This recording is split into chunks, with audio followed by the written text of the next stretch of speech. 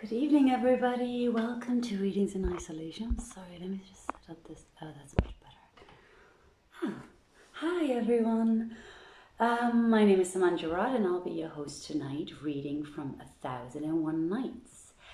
I hope you all had a lovely day. Hi. Thanks for the hearts. I did save a little cat lady last night, so I'm excited. She's reunited with her owner as of today. Her name is Lucy, so this reading is for Lucy, even though there's not a single cat in it. All right, I hope you're all comfortable. Let's start then. Now when it was the 62nd night, she said, "It hath reached me, O auspicious king, that Ahnaf bin Qais replied to Al-Muawiyah's question, and ever use the toothstick, because therein be 72 virtues, and make the complete Friday ablution as an expiation for all between the two Fridays." Quoth Muawiyah, "What is thy counsel to thyself?" "To set my feet firmly on the ground, to move them deliberately, and watch over them with mine eyes." "How dost thou order thyself when thou goest into one not of the nobles of thy tribe?" "I lower mine eyes modestly, and I salute first. I avoid what concerneth me not, and I spare my words." "And how when thou goest into thine equals?" "I give ear to them when they speak, and I do not assail them when they err." "When thou goest into thy chiefs?" "I salute without making any sign, and await the reply. If they bid me draw near, I draw near, and if they draw off from me, I withdraw." "How dost thou with thy wife?" Quoth Ahnaf. "Excuse me from answering this, O Commander of the Faithful." But Muawiyah cried, "I conjure thee, inform me." He said, "I entreat her kindly, and show her familiarity, and am large in expenditure, for woman was created of a rib." "And how dost thou when thou hast a mind to lie with her?" "I bid her perfume herself, and kiss her till she is moved to desire. Then, should it be as thou knowest, I throw her on her back. If the seed abide in her womb, I say, O Allah, make it blessed, and let it not be a wastrel, but fashion it into the best of fashions. Then I rise from her to ablution, and first I pour water over my hands, and then over my body, and lastly I praise Allah for the joy He hath given me." Said Muawiyah, "Thou hast answered right well, and now tell me, what be thy requirements?" Said Ahnaf, "I would have thee rule thy subjects in the fear of Allah, and do even-handed justice between them." Thereupon Ahnaf rose to his feet and left the Caliph's presence, and when he had gone, Maysoon said, "Were there but this man in Iraq, he would suffice to it." Then continued Nuzhat al-Zaman, "And all this is a section of the chapter of good breeding, and know, O king, that Muaykib was intendant of the public treasury during the caliphate of Omar bin al-Khattab." And Shahrazad perceived the dawn of day and ceased to say her permitted say.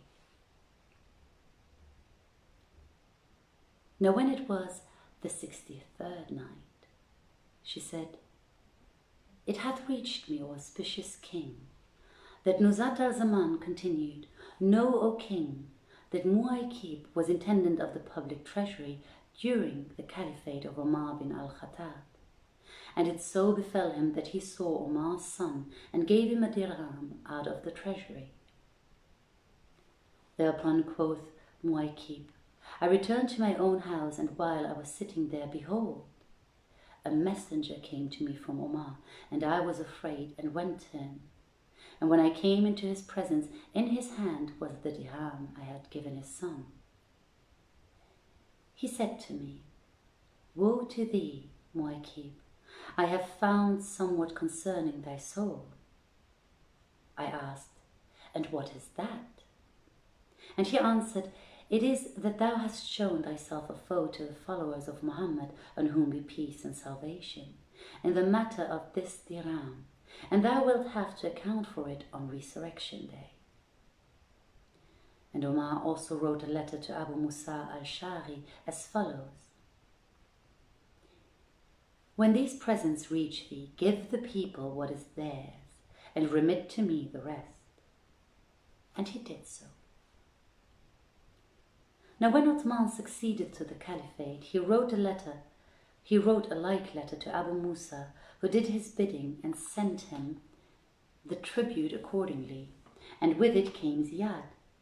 And when Ziyad laid the tribute before Uthman, the caliph's son came in and took a dirham, whereupon Ziyad shed tears. Uthman asked, Why weepest thou?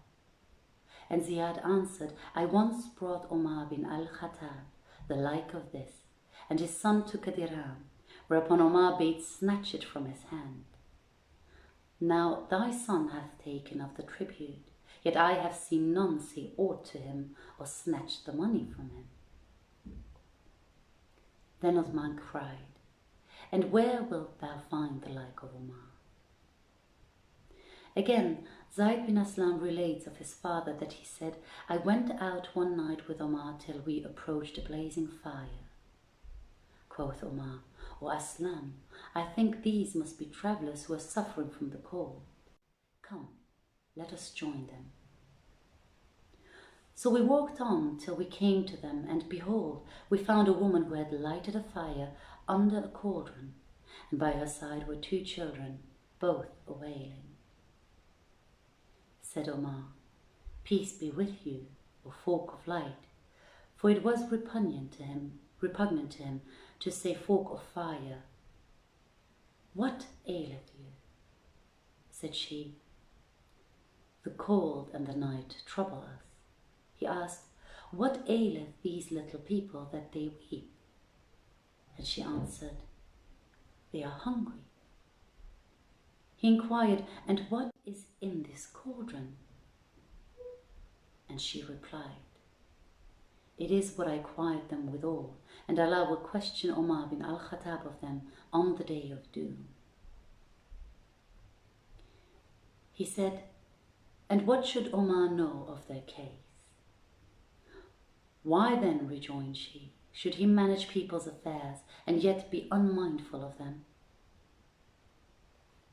Thereupon, Omar turned to me, continued Aslam, and cried, Come with us. So we set off running till we reached the pay department of his treasury, where he took out a sack containing flour and a pot holding fat, and said to me, Load these on my back. Quoth I, O Commander of the Faithful, I will carry them for thee. He rejoined, Wilt thou bear my load for me on the day of resurrection? So I put the things on his back, and we set off, running till we threw down the sack hard by her. Then he took out some of the flour and put it in the cauldron, and saying to the woman, Leave it to me, he began blowing the fire under the cauldron. Now he was a long-bearded man, and I saw the smoke issuing from between the hairs of his beard till the flour was cooked, when he took some of the fat and threw it in, and said to the woman, Feed them while I cool it for them. So they fell to eating till they had eaten their fill, and he left the rest with her. Then he turned to me and said, O Aslan, I see it was indeed hunger made them weep, and I am glad I did not go away ere I found out the cause of the light I saw. Shahrazad perceived the dawn of day and ceased to say her permitted say. Now when it was the 64th night, she said, "It hath reached me, O auspicious king." Al-Zaman continued, "It is related that Omar passed by a flock of sheep kept by a Mameluke and asked him to sell him a sheep. He answered, 'They are not mine.' 'Thou art the man I sought,' said Omar, and bought him and freed him. Whereupon the slave exclaimed, 'O Allah, as thou hast bestowed on me the lesser emancipation, so vouchsafe me the greater.' It is also said that Omar bin al-Khattab was wont to give his servants sweet milk, and himself eat coarse fare, and to clothe them softly, and himself wear rough garments. He rendered unto all men their due, and exceeded in his giving to them. He once gave a man 4,000 dirhams, and added thereto 1,000. Therefore it was said to him, 'Why dost thou not increase to thy son, as thou increasest to this man?' He answered, 'This man's father stood firm at the battle day of Uhud.' Al-Hasan relates that Omar once came back from foray with much money, and that Hafsa approached him and said, 'O commander of the faithful, the due of kinship.' 'O Hafsa,' replied he, 'verily Allah hath enjoined us to satisfy the dues of kinship, but not with the monies of the true believers. Indeed, thou pleasest thy family, but thou angerest thy father.' And she went away, trailing her skirts. The son of Omar said, 'I implored the Lord to show me my father 1 year after his death, till at last I saw him wiping the sweat from his brow, and asked him, "How is it with thee, O my father?" He answered, "But for my Lord's mercy, thy father surely had perished." Then said Nuzhat al-Zaman, "Hear, O auspicious king, the second division of the first chapter of the instances of the followers of the Apostle and other holy men." Saith Al-Hasan al-Basri, "Not a soul of the sons of Adam goeth forth of the world without regretting 3 things: failure to enjoy what he hath amassed, failure to compass what he hoped, failure to provide himself with sufficient viaticum for that whereto he goeth." It was said to Sufyan, "Can a man be a religious and yet possess wealth?" He replied, "Yes. So he be patient when grieved, and be thankful when he hath received." Abdullah bin Shaddad, being about to die, sent for his son Muhammad, and admonished him, saying, "O my son, I see the summoner of death summoning me, and so I charge thee to fear Allah both in public and private, to praise Allah and to be soothfast in thy speech, for such praise bringeth increase of prosperity, and piety in itself is the best of provision for the next world, even as saith one of the poets, I see not happiness lies in gathering gold. The man most pious is man happiest. In truth, the fear of God is best of stores, and God shall make the pious choicely blessed." Then quoth Nuzhat al-Zaman, "Let the king also give ear to these notes from the second section of the first chapter." He asked her, "What be they?" And she answered, "When Omar bin Abd al-Aziz succeeded to the caliphate, he went to his household, and laying hands on all that was in their hold, put it into the public treasury. So the Banu Umayyah flew for aid to his father's sister Fatima, daughter of Marwan, and she sent to him, saying, "I must needs speak to thee."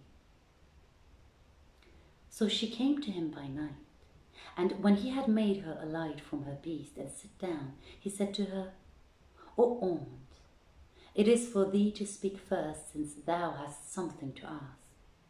Tell me then what thou wouldst with me." Replied she, "O commander of the faithful, it is thine to speak first, for thy judgment perceiveth that which is hidden from the intelligence of others." Then said Omar, Of a verity Allah Almighty sent Muhammad as a blessing to some and a bane to others. And he elected for him those with him and commissioned him as his apostle and took him to himself. And Shahrazad perceived the dawn of day and ceased to say her permitted say. I hope you enjoyed this one as much as I did. Please tune in tomorrow. Joanna will continue with the 65th night. And I will see you guys back on Friday. Have a wonderful night, everyone. Lucy, I hope you're having a great night back with your owner. See you on Friday, and thanks for tuning in. Much love. Bye.